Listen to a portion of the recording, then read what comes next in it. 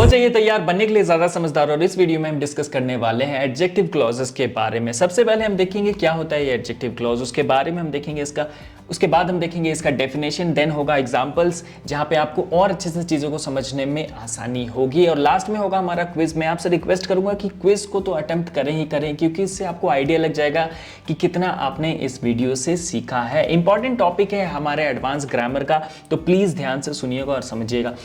क्या बोलता है कि N adjective clause is a type of subordinate clause in a complex sentence that functions like an adjective. एक adjective की तरह ही फंक्शन करता है। अब एडजेक्टिव क्या करता है? इट क्वालिफाइज और डिस्क्राइब्स अ नाउन और pronoun in a main clause, providing more information about it.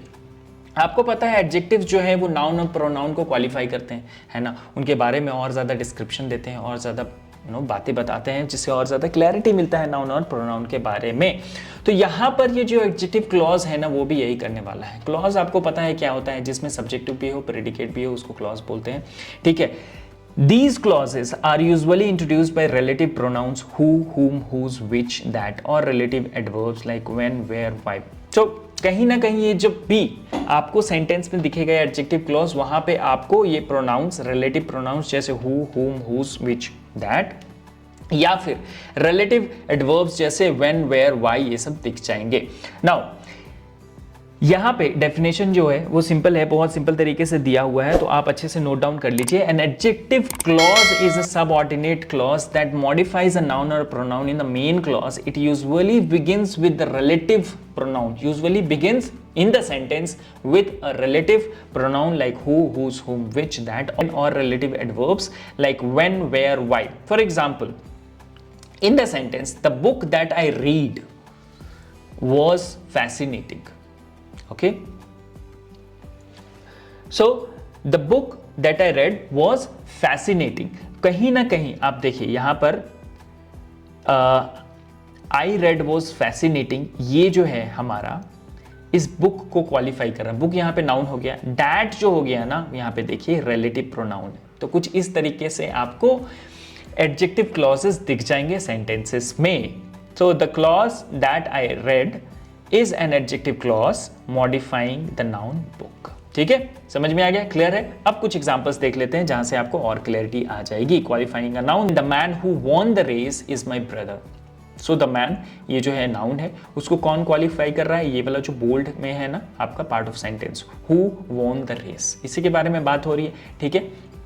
तो नाउन को ही कहीं ना कहीं क्वालिफाई कर रहा है। Adjective clause who won the race यहाँ पे हो जाएगा, ये हमारा एडजेक्टिव क्लॉज हो जाएगा, और noun being qualified is man, ठीक है। नाउ नेक्स्ट है हमारा I remember the day when we met, When we first met, I remember the day। अब इस डे के बारे में बात हो रही है, जो कि नाउन है, उसको कौन क्वालिफाई कर रहा है? ये बोल्ड में जो सेंटेंस आपका दिख रहा है पार्ट ऑफ सेंटेंस है, When we first met, ठीक है। उस दिन के बारे में और ज़्यादा स्पेशल बता रहा है और ज़्यादा क्वालिफाई कर रहा है उस दिन को, तो यहाँ पे ये एडजेक्टिव क्लॉज की तरह काम कर रहा है, व्हेन वी फर्स्ट मेट। और व्हेन भी जो है हमारा वो रिलेटिव प्रोनाउन है। तो कुछ इस तरीके से हमारा कॉम्प्लेक्स सेंटेंसेस में आपको रिलेटिव प्रोनाउंस और एडजेक्टिव क्लॉज दिख जाएंगे। The house where she was born is now a museum. तो यहाँ पे एडजेक्टिव क्लॉज क्या हो गया? Where she was born, where she was born. तो द हाउस, और इसी हाउस को क्वालिफाई कर रहा है वेयर शी वॉज बोर्न। तो ये वेयर शी वॉज बोर्न जो पार्ट है वो एडजेक्टिव क्लॉज हो जाएगा, और जो हमारा नाउन है वो हो जाएगा हाउस।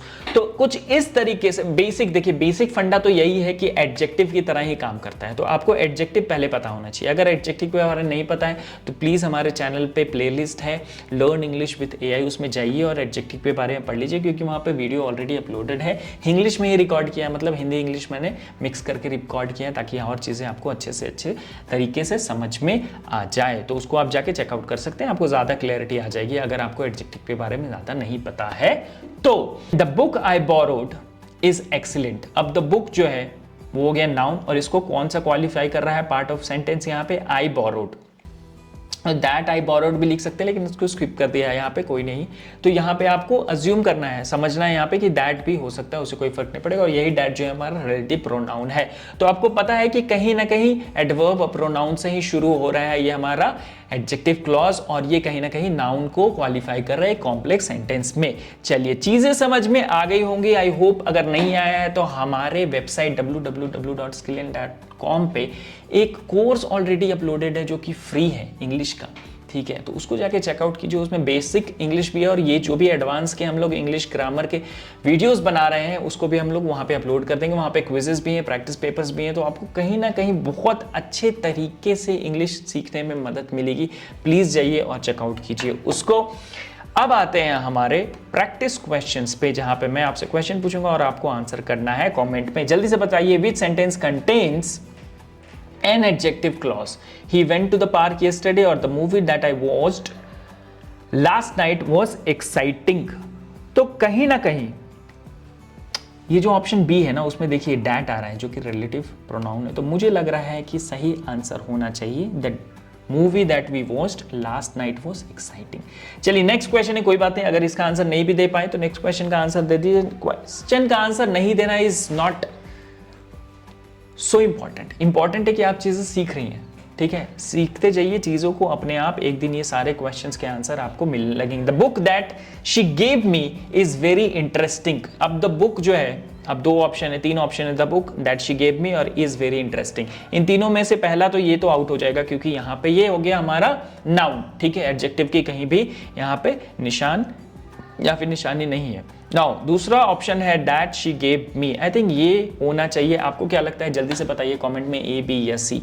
सही आंसर है B, that she gave me, क्योंकि द बुक की बात कर रहा है और उसको फिर क्वालिफाई कर रहा है दैट शी गेव मी, जो उसने दिया था। कहीं ना कहीं बुक के बारे में ज्यादा इंफॉर्मेशन, ज्यादा स्पेसिफिकेशन आ रहा है यहाँ पे, तो ये हमारा एडजेक्टिव क्लॉज में आएगा। नेक्स्ट है हमारा question, I have a friend who lives in Canada. Who lives in Canada? A friend who, कौन सा आपको लगता है यहाँ पे सही आंसर है?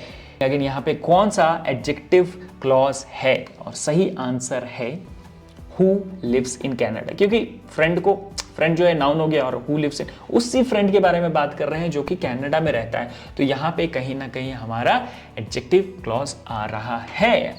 तो बहुत अच्छा बात है, यहाँ पे आपने पूरे वीडियो को बहुत अच्छे से कंप्लीट किया है, आप समझ चुके हैं क्या होता है एडजेक्टिव क्लॉज।